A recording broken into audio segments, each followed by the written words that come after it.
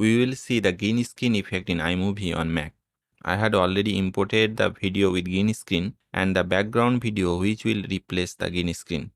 If you want to use an image instead of a video, that will also work. First, take the background video or image to the timeline. Then place the green screen video on top of that. The order is important here. The green screen video must have to be on top. Also, if you drag the green screen video in the timeline first, it is difficult to rearrange the track order vertically in iMovie. So first drag the background video and then the green screen video. Next, I have to adjust the background video length with the green screen video. My background video is longer than the green screen video, so I will trim to adjust. Now select the green screen video on the timeline.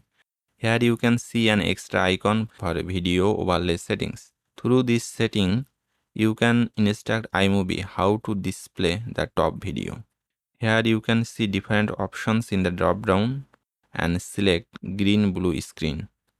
Now you can see the green screen is removed and the person is nicely showing over the background. Here you can adjust some settings of the green screen. The green screen video I used has proper lighting. If you have a green screen video with not so good lighting, these settings can become useful. We will see that just in a minute. iMovie also works with blue screen. Let's see with a blue screen and some actual use of these settings. I have imported the blue screen video, so I'll delete the green screen video and will take this video to the timeline. I have to adjust the background video to match the length of the blue screen video.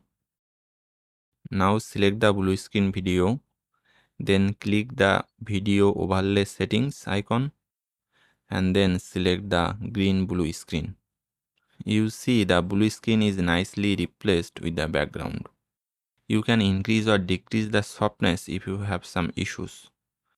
For example, if I decrease the softness, some leftover of the blue screen appears. You should increase softness if you fall into this kind of issue. Let's keep it in this way and see the use of these buttons. This crop icon can help you to show only some parts of the green screen. For example, if you do not want the shot to appear, you can crop only the part you want to keep. Drag the edges and adjust what you want to show. This eraser can help you to clean up. Select the eraser, drag it to the area where you want to clean up. Keep in mind, you should try with the softness settings first and then use eraser if needed. I have used the eraser just to show the use case of it. Thanks for watching this video and see you next.